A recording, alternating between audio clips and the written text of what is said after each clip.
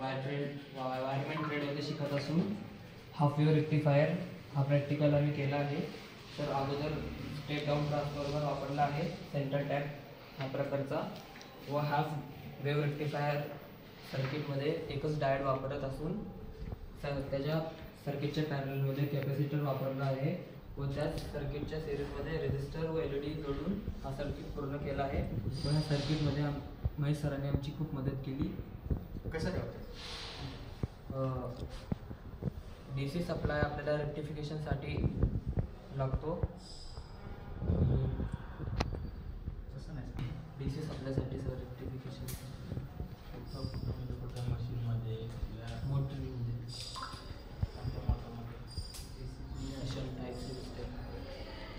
शुद्ध DC supply म्हणजे LEDला पोहोचवतो.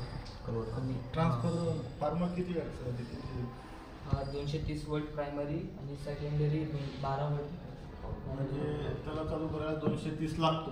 आणि किती देतो ते आउटपुट? 12 वोल्ट. 12 वोल्ट.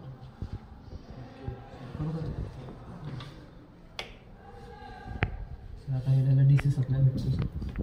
दाखवू शकतोस का तू किती होत आहे ते रेजिस्टर? कुठं लावायचं ते पॉइंटर? DC किती वोल्ट लावायचं? सरांना दिसू 9 वोल्ट. 9 वोल्ट. का तेवढा का जातोय? तो कितीचा आहे? 9 वोल्ट का जातो? वोल्टेज ड्रॉप होते सर. व्होल्टेज ड्रॉप कशामुळे? रेजिस्टर. हां, रेजिस्टरचा नंबर काय? 11K. 11. 2 कुठले सेकंडरी आणि 2 कुठले प्रायमरी?